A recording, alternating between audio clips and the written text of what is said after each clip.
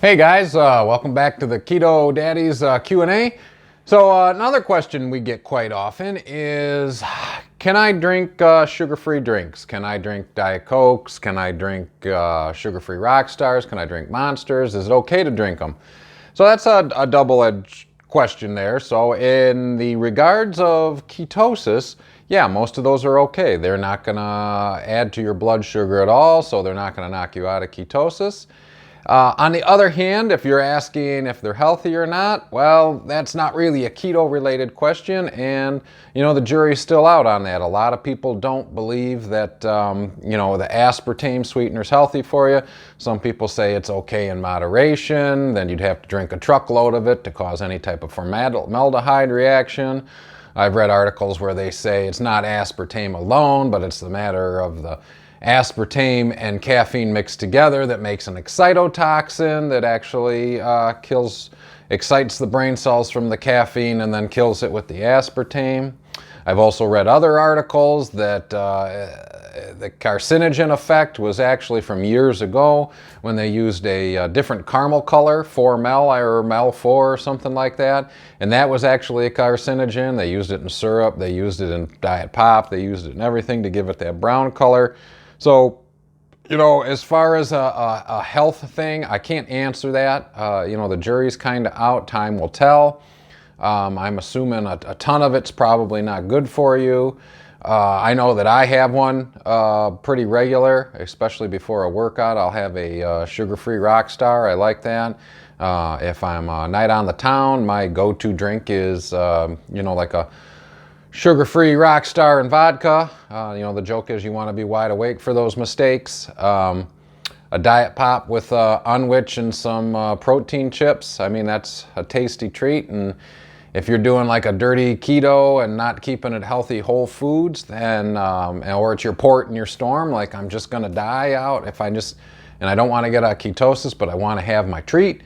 It all depends where you're at. If you started your diet living most of your diet eating out of a Speedway gas station, and you've brought it all the way down to a sugar-free Rockstar and an Unwich and a Quest cookie, and you're 500 pounds and now you're losing weight, who can argue with that if ultimately your goal is just to lose weight? I mean, you can dial it in more later. You want to start getting natural, healthy, whole foods and make that the end goal, that's cool. But if along your journey you need some of those things to avoid crashing and failing and having the real sugary foods or the real sugary drinks, hey, who can say anything against that? It's your body, it's your choice. But yeah, as a general rule of thumb, I keep them in my ketogenic diet. I'll have a Diet Coke with something. It's just a treat for me. And it helps me stay the path. Again, I was one of those guys that was a human garbage disposal. So where I started was brutal, and now where I'm at is great. So the question is, can I drink alcohol on a ketogenic diet? Well, yes, you can. But there are some stipulations, of course. If your goal is weight loss.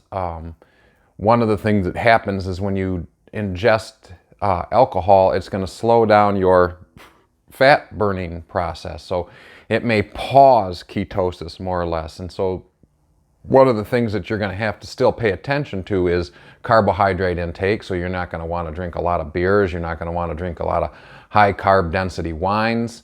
There are some low carb wine options out there. Dry Farms is one of them. Clean, clear spirits, so like tequila, vodka, some whiskeys, and some bourbons. One of my go-tos if I have to be out entertaining with customers is that I'll usually go with a Jim Beam diet. I call it a Slim Jim. The alcohol actually metabolizes more like a fat. I think there's an urban legend out there that alcohol actually turns to sugar, but it really gets metabolized more as a fat. But keep in mind, though, that if your goal is to lose weight and you have your macros dialed in just right and you drink 2, 3, 4 drinks, that you may stop that metabolic process for that day because now your liver has to deal with the alcohol that you ingested.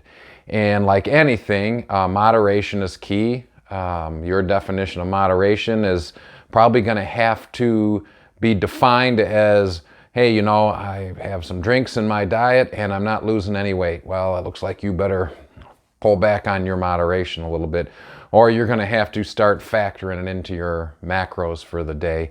There's some calculators online for that. I think an ounce equals 7 grams of carbohydrate, something like that. Everyone's going to be a little different. Like I said, in the interest of easy keto 1, 2, 3, it might be a good idea just to take a break from it for a while until you get fully keto adapted.